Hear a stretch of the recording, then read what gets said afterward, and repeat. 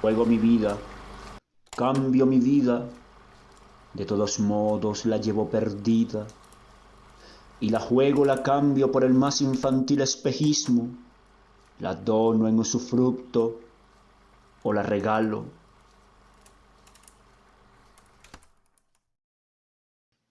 Hola, ¿qué tal? Mi nombre es Jesús García y sean bienvenidos todos a Pandemia Poética, un espacio para la poesía, el arte y la cultura.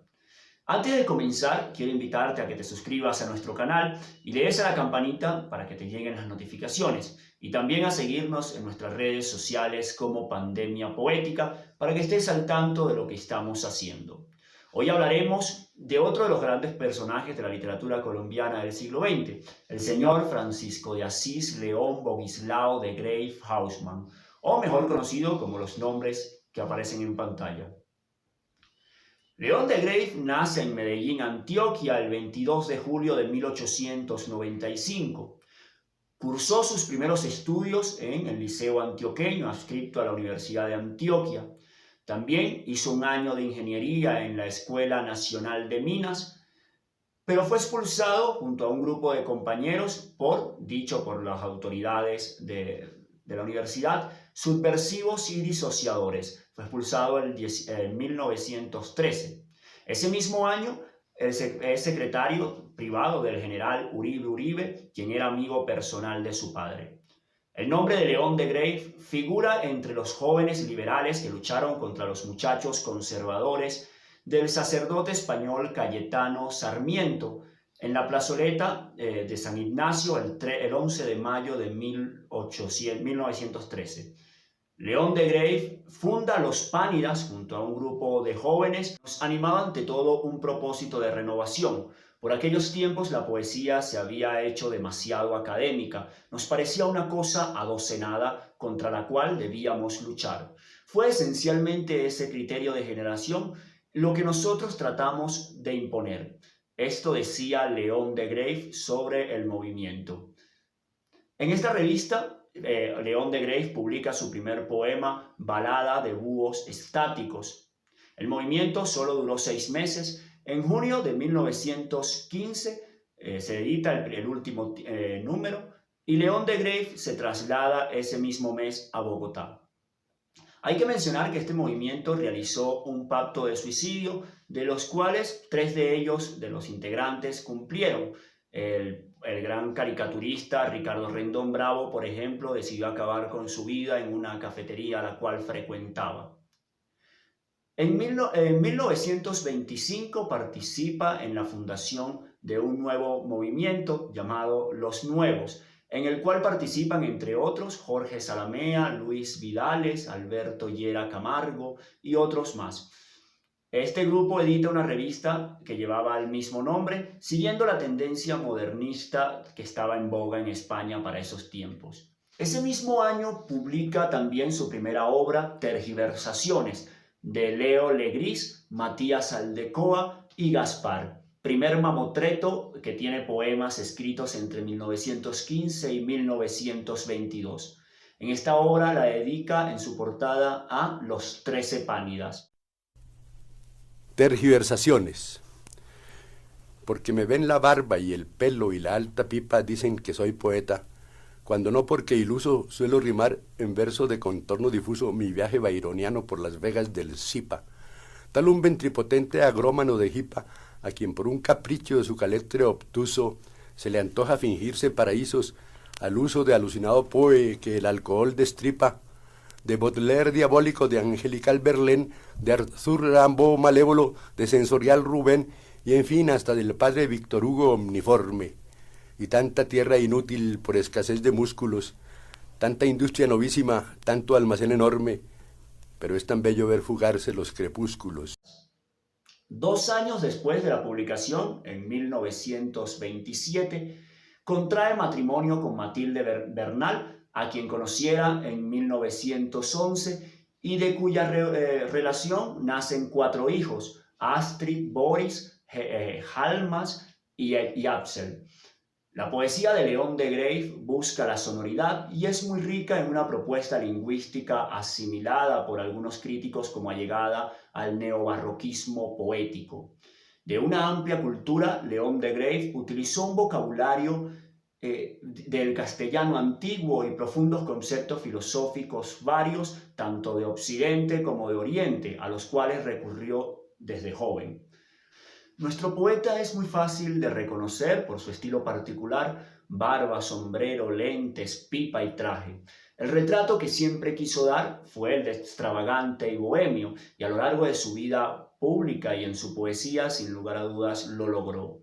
Ahora bien, él cultivó esta imagen formando parte de una tradición y unos tópicos literarios. No debemos entenderlos como un simple deseo de imitación, sino más bien como una estrategia para disolver su voz poética y su originalidad en alguna tradición inconclastra. León de Greiff gozaba de un humor irónico y una sátira en sus poemas destinados a una crítica social contra los académicos vestuosos, católicos ultramontanos, filisteos, arribistas, contra cualquier criterio artístico e ideológico que tratase de imponer una norma de juicio. En 1930 publica el libro de Signos, segundo mamotreto con poemas de entre 1918 y 1929. Es importante mencionar, me parece, para recoger los distintos conceptos para entender mucho mejor la obra de León de Greiff. Un posicionamiento ideológico anticonservador, poesía y actividad poética alejada de la política, pose de poeta bohemio e intento de deslinde de la tradición cultural y social, gongorismo barroco, sátira e ironía y en otras ocasiones autoironía y lexicomanía. Estas son quizás las características en torno a las cuales puede ser analizada la obra de León de Greiff, para muchos desconcertantes por su propia ambigüedad, deslizándose entre diversos ismos, aceptándolos en ocasiones, parodiándolos en otras y desprendiéndose de ellas también. No soy lo que ellos dicen, ni en lo que soy estoy. Este verso de tergiversaciones ya debería advertirnos de no posicionar o etiquetar a León de Greiff en ninguna postura literaria, si se quiere. Su libertad a la hora de escribir da para mucho. Recorrió varios países de Latinoamérica y Europa. Como su estantería ya estaba full, no cabía ni un libro, los que apiló en el piso no le daban espacio para caminar y los que colocó en la ventana tapaban la luz que alumbraba la biblioteca.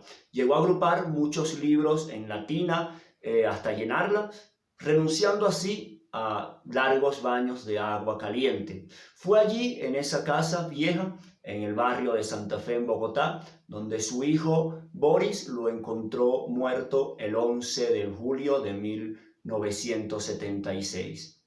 20 años después que el escritor se fuera para siempre, Hervey Ayala, el dueño de Atunes, un prostíbulo vecino, compró la propiedad para hacer un parqueadero para sus clientes. Su sorpresa llegó al encontrarse en los sótanos apilados cantidades de discos, libros